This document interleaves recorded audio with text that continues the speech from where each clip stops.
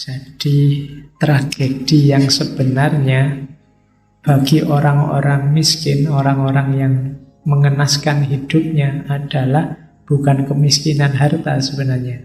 Kemiskinan aspirasi, tidak kreatif, tidak punya ide, tidak punya gagasan. Sudah miskin kok pasrah, kan ini bosok kasare ngomong. Mbok yo kalau sedang tidak sejahtera itu berjuang gitu loh. Jangan pasrah. Yang mengenaskan justru ini. Tragedi yang sebenarnya adalah kemiskinan aspirasi. Assalamualaikum warahmatullahi wabarakatuh. Bismillah, kita lanjutkan ngaji kita Istrian. Oke, kita awali dari asumsi-asumsi awal. Yang pertama, ini kodrat Homo economicus tadi adalah manusia itu harus bekerja. Manusia itu punya ciri harus beraktivitas untuk memenuhi kebutuhannya. Tidak bisa dia hanya mengandalkan orang lain. Jadi katanya Adam Smith, tidak ada masyarakat yang sungguh-sungguh menjadi berkembang dan bahagia apabila sebagian terbesar anggotanya berada dalam kemiskinan dan penderitaan.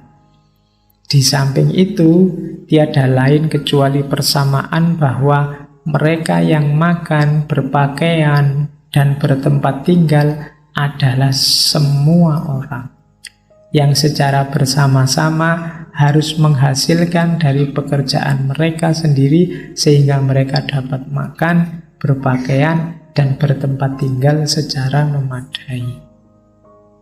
Tidak boleh ada orang yang bercita-cita, saya cita-citanya ditolong orang lain saja lah Pak. Kamu pasti harus bekerja, beraktivitas memenuhi kebutuhan. Jadi ini prasyaratnya Homo economicus. Makanya setiap orang kan nanti sesuai bidangnya masing-masing harus bekerja, harus berkarya. Disitulah nanti dia memenuhi kebutuhannya. Bahkan nanti belakangan di Kalma kan kerja itu tidak cuma memenuhi kebutuhan, tapi juga eksistensial. Maknamu sebagai manusia yang eksis itu dinilai dari karyamu, dari kerjamu. Kalau kamu tidak menghasilkan apa-apa, tidak membuat apa-apa, tidak melahirkan apa-apa, tidak memproduksi apa-apa, tidak bekerja, ya kamu tidak eksis. Jadi kalau dulu Rene Descartes itu aku berpikir maka aku ada, ya versinya sini berarti aku kerja maka aku ada. Mikir tok ora kerja, kan nanti kritikmu kan itu sekokean mikir ora kerja. Jadi ya harus bekerja karena disitulah kita menghasilkan sesuatu. Jadi dasarnya ini nanti ekonomi itu muter kalau orang mau bekerja lah. Kalau tidak ada yang mau kerja ya gimana bisa lahir dunia ekonomi. Kalau sufi semua pasrah saja sama Allah, kita tunggu. Ya dunyane ra mlaku. Ya harus ada yang bekerja. Jadi makanya kalimatnya keharusan bekerja. The real tragedy of the poor is the poverty of their aspiration. Jadi tragedi yang sebenarnya bagi orang-orang miskin, orang-orang yang mengenaskan hidupnya adalah bukan kemiskinan harta sebenarnya, tapi the poverty of their aspiration. Kemiskinan aspirasi. Tidak kreatif, tidak punya ide, tidak punya gagasan. Sudah miskin kok pasrah, kan ini bosok kasare ngomong. Mbok yo kalau sedang tidak sejahtera itu berjuang gitu loh. Jangan pasrah. Itu the poverty of aspiration. Yang mengenaskan justru ini. Jadi the real tragedy of the poor, tragedi yang sebenarnya adalah kemiskinan aspirasi. Kamu tidak mau bergerak, tidak mau kreatif, tidak bisa punya ide gagasan yang baru untuk keluar dari situasimu yang mengenaskan. Justru itu. Kadang-kadang memang dalam hidup kita terjebak dalam kemiskinan, terpaksa banyak kesulitan dalam hidup, tidak masalah itu. Tapi masalahnya adalah kamu mau bangkit kreatif dan punya gagasan untuk keluar dari masalahmu, tidak? Kalau tidak, ya justru masalahnya di situ. Itu maunya Adam Smith. Terus ini juga penting. Ya meskipun orangnya pinter tapi modalnya ndak ada, ya ekonomi ndak jalan. Jadi tetap butuh modal. Setelah pembagian kerja jelas, modalnya ada. Semakin besar modal, semakin mungkin kita sejahtera. Jadi ini mungkin nanti banyak yang kritik, tapi ya tetap kita butuh modal. Kalau tidak ada modalnya, kita tidak bisa kerja, katanya Adam Smith. Saya ahli loh di bidang kedokteran gigi misalnya, tapi tidak ada modalnya. Tidak bisa bikin klinik gigi, tidak punya peralatan untuk mengobati sakit gigi, tidak punya obat-obat untuk sakit gigi, ya keahliannya tidak ada gunanya. Saya arsitek Pak, ahli bikin rumah, tapi kalau tidak ada modalnya, tidak ada batu bata, tidak ada semennya, ya akhirnya cuma bisa gambar rumah, tidak bisa bikin rumah. Kita butuh akumulasi modal atau kapital. Kalau modal ada, spesialisasi jelas, dari situ akan lahir laba. Kalau sudah dapat laba semakin banyak, kita semakin sejahtera, dompetmu semakin tebal. Sederhananya begitu. Jadi makanya bagi yang galau tentang masa depan ekonomi, ya kalau masa depan spiritual kan gampang kamu merancangnya. Diniati, ditekati, istiqomah, ikhlas, jalan. Ini masa depan ekonomi kan tidak bisa cuma itu. Kamu harus mikir keahlian tadi, profesionalitasmu apa. Kemudian kamu punya modal apa dan berapa. Cara memupuk modalnya seperti apa dan seterusnya. Jadi orangnya sama modalnya. Kunci pertumbuhan ekonomi. Terus ini kunci-kuncinya ya sebelum masuk ke teori besarnya. Nah, sekarang tentang nilai.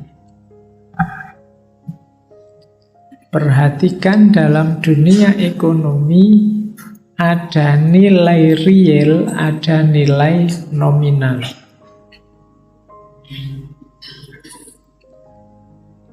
Kalau nilai real itu ya sesuai dengan kerjanya, sesuai dengan modalnya. Ini namanya nilai real. Kenapa yang spesialis tadi mahal? Yo, modalnya juga mahal, obatnya juga mahal, kuliahnya juga mahal, ilmunya juga mahal. Makanya bayarnya mahal, itu namanya nilai real. Tapi ada nilai nominal. Kalau nilai nominal ini tidak semata-mata tadi modal sama spesialisnya, tapi juga ada hubungannya dengan permintaan dan penawaran. Lah kok sekarang misalnya biaya ke dokter gigi tidak mahal lagi? Iya, karena sudah banyak dokter gigi sekarang, di mana-mana ada dokter gigi. Akhirnya harga turun. Kenapa? Alternatifnya banyak. Jadi itu antara permintaan dan penawarannya mempengaruhi. Nah, harga yang berubah karena permintaan dan penawaran ini namanya nilai nominal.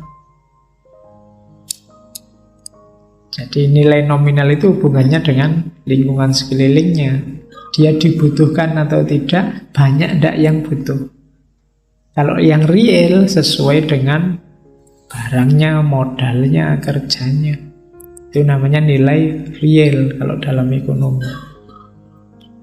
Kamu pinter, saya lulus kumlot loh Pak. Itu kan realnya kamu itu berharga. Tapi begitu keluar, oh ternyata yang kumlot banyak sekarang. Jadi meskipun kamu kumlot berharga, tapi karena banyak yang lain, ya hargamu bisa turun separuh. Kenapa? Itu namanya nilai nominal. Alah, kalau nyari kayak kamu di luar banyak, sekarang nganggur semua sama kayak kamu. Nah, ini nilai nominal namanya. Permintaan dan penawarannya tidak imbang. Ijazahmu kamu bawa kemana-mana, orang menggeleng semua. Sakeh tunggal mas kayak ini. Nah, itu berarti kamu permintaannya tidak banyak, pasarnya tidak terlalu butuh. Meskipun realnya mungkin kamu sangat berharga, nilaimu AA semua, IP-mu 4, sekian mungkin, tapi tidak banyak yang butuh. Jadi itu nilai nominal. Mungkin realnya tidak terlalu penting, realnya tidak terlalu mahal, tapi karena permintaannya tinggi, dia jadi mahal. Ya kayak masker tadi. Biasanya cuma 2-3 ribu, sekarang bisa mahal. Kenapa? Semua orang nyari. Itu karena apa? Permintaan. Mungkin nggak karena ada yang nimbun ya, karena semua orang sekarang nyari masker. Setiap orang nyimpennya tidak 1-2 masker kan, sak kotak semua. Sementara satu kios ya selama ini nyimpennya cuma sak kotak, ya mesti entek. Yang parno-parno itu kan borongi, iya, masker di mana-mana. Akhirnya antara supply and demand-nya tidak imbang, harganya naik. Jadi itu namanya nilai nominal, padahal realnya ya tetap itu murah. Itu kan sama kayak tisu yang kamu punya di rumah itu, diformat dalam bentuk masker, makanya murah. Tapi karena permintaannya sangat tinggi, dia jadi mahal.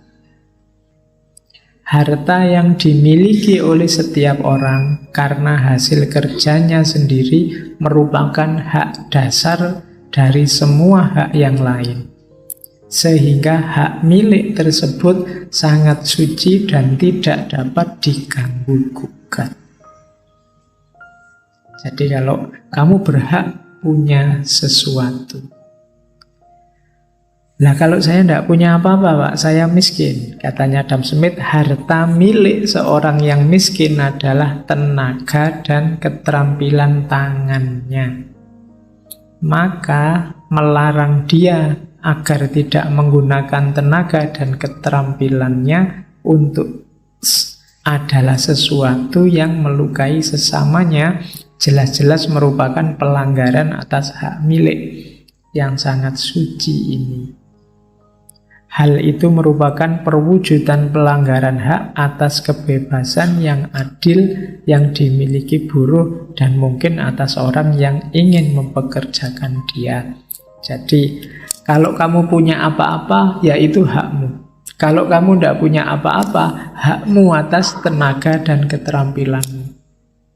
Orang tidak boleh menghalangimu berkarya, beraktivitas, menggunakan tenaga dan keterampilanmu untuk menghasilkan sesuatu. Karena itu hakmu. Kamu ingin gambar, ya silahkan gambar. Kamu ingin bikin rumah, silahkan bikin rumah. Kamu ingin nulis, silahkan nulis. Itu hakmu. Orang tidak boleh dihalang-halangi di sini. Jadi manusia harus beraktivitas dan dia punya hak atas aktivitas dan karyanya.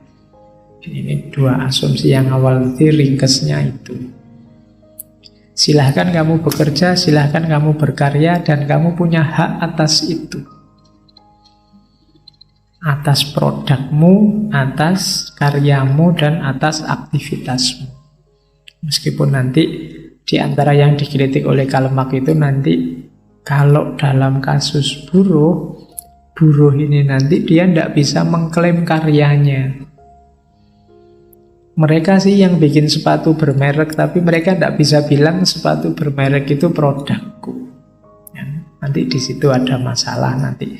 Tapi sementara di titik ini Adam Smith ingin menyatakan bahwa engkau punya hak milik dan juga engkau punya hak atas keterampilan dan tenagamu. Terus, nah, kalau kamu sudah mau kerja, sudah sadar hakmu, perhatikan perkembangan ekonomi. Ini mulai tentang ekonomi, dipengaruhi oleh dua hal yang paling utama. Yang pertama apa? Spesialisasi, pembagian kerja. Dalam kenyataan, kehidupan sehari-hari terdapat berbagai macam pekerjaan yang digeluti oleh orang yang berbeda-beda sehingga kebutuhan manusia dapat terpenuhi dengan baik. Nah, setiap orang punya keahlian pasti, punya bakat sesuai yang dia miliki. Namanya spesialisasi. Kamu keahlianmu apa? Itu perhatikan, karena itu aset nanti penting untuk roda ekonomi. Kamu bisanya apa? Jadi biasanya lahirnya ini dari tradisi, dari adat, dari kebiasaan, atau dari pendidikan. Kalian harus bisa membaca dirimu. Seandainya masuk ke peta pembagian kerja ini, spesialisasimu apa? Oke, kenapa ini penting? Karena orang ngerti spesialisasinya, itu manfaatnya meningkatkan produktivitas. Kalau kamu tidak kenal dirimu, tidak ngerti spesialisasimu, atau perusahaan kok tidak kenal keahlian masing-masing karyawannya, ya dia bunuh diri. Harus ngerti spesialisasinya sendiri-sendiri, biar lebih produktif. Untuk menghasilkan laptop ini kan tidak satu orang terus dia bikin laptop sendiri, kan tidak. Ini melibatkan banyak orang. Karena melibatkan banyak orang, ya harus jelas orang ini, yang ini bisanya apa, yang ini bisanya apa. Mungkin yang satu ini ahli bikin softwarenya, yang ini cuma bagian casingnya saja, yang satunya lagi ngurusi kabelnya, yang satunya lagi ngertinya kelistrikannya, yang satunya mungkin ngopeni prosesor atau RAM-nya. Jadi ini hasil dari banyak orang, bukan hasil dari satu orang. Jangan dibayangkan laptop itu satu orang terus nyari plastik sendiri, terus nyari kaca sendiri, terus latihan programming sendiri. Enggak, ini kerja banyak orang. Bajumu ini jangan dikira kerja satu orang, kerja banyak orang. Siapa yang memproduksi kainnya, siapa yang bikin desainnya, siapa yang jahit bajunya, siapa yang menjual. Ini hasil banyak orang.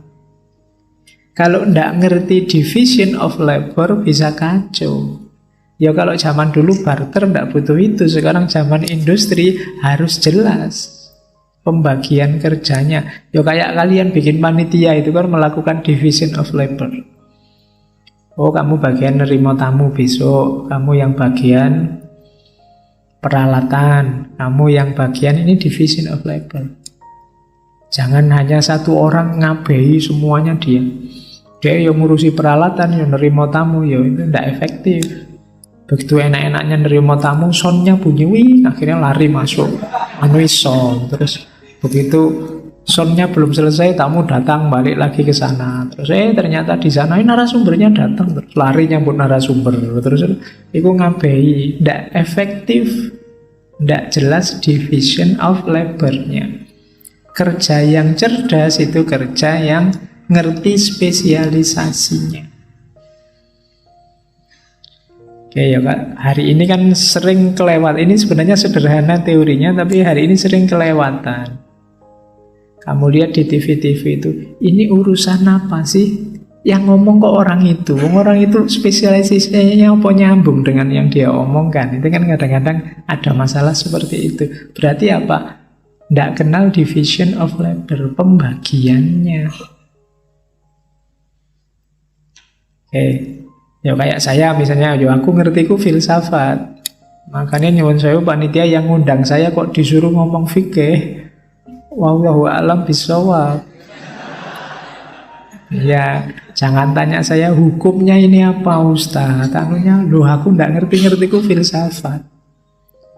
Nah, kamu juga harus sadar begitu. Jangan besok misalnya kamu jadi dosen apa jadi pembicara, ya kamu kenali dirimu, spesialisasimu apa. Jangan mentang-mentang ada yang undang mbok iyani kabeh. Nanti kamu bunuh diri. Jadi kayak saya jangan ditanya dalile. Pak Faiz ngaji kayak gitu, dalilnya mana? Aku ngertiku filsafat. Tanya di ustadz yang lain yang spesifikasinya tafsir. Nanti ada ustadz yang spesifikasinya fikih. Nanti ada ustadz yang spesialisasinya tasawuf.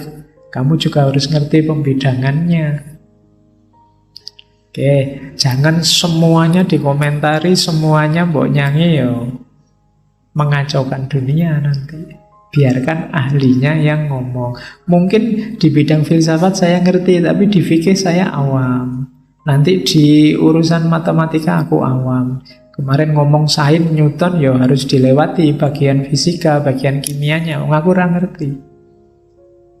Jadi ngertine ya bagian filosofinya. Ya termasuk Adam Smith ini kan garis besarnya saja, bukan detail teori ekonominya. Yang lebih spesial, ngerti detailnya teman-teman dari ekonomi. Ini kita ambil filosofi-filosofi dasarnya saja. Jadi tidak masuk detail. Kalau masuk detail nanti aku disuruh ngajar di Fakultas Ekonomi. Puyeng lagi nanti masalah. Ya kalau kamu sakit aja kan berobat kan juga milih. Kalau pas pilek ya dokter THT. Kalau pas gigi sakit dokter gigi kan nggak ngawur.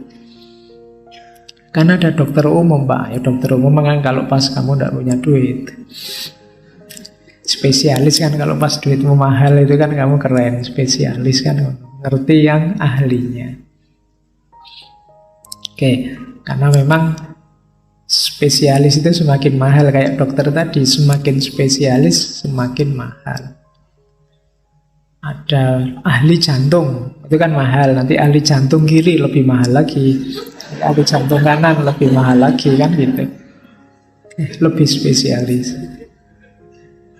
Oke, nah ketika division of labor ini jelas, produktivitas meningkat. Jadi dari sini nanti ekonomi, pendapatan juga semakin meningkat.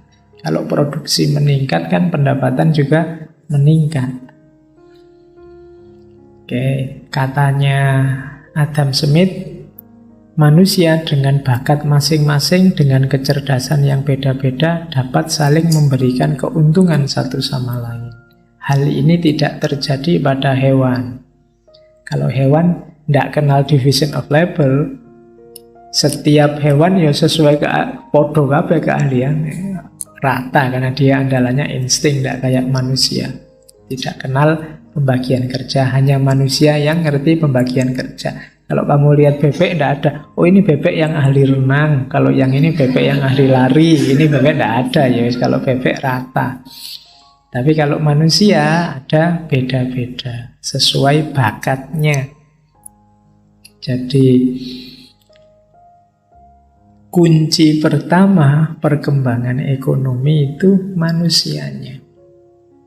Ini sebenarnya mengkritik aliran sebelumnya. Kalau sebelumnya ada namanya merkantilisme, nanti kita bahas sebentar. Kemudian ada aliran fisiokrat. Kalau fisiokrat itu kuncinya bukan manusia dan kerjanya, tapi sumber daya alamnya. Misalnya sawah untuk petani, tanah. Nah, itu lebih penting ini. Kalau kita punya banyak tanah, punya sawah yang luas, ini namanya fisiokrat, modal fisiknya. Nanti ada merkantilisme. Merkantilisme lebih ke modal politiknya. Nanti kita lihat. di belakang. Tapi kalau menurut Adam Smith, yang penting justru manusianya. Jadi keahlian manusianya.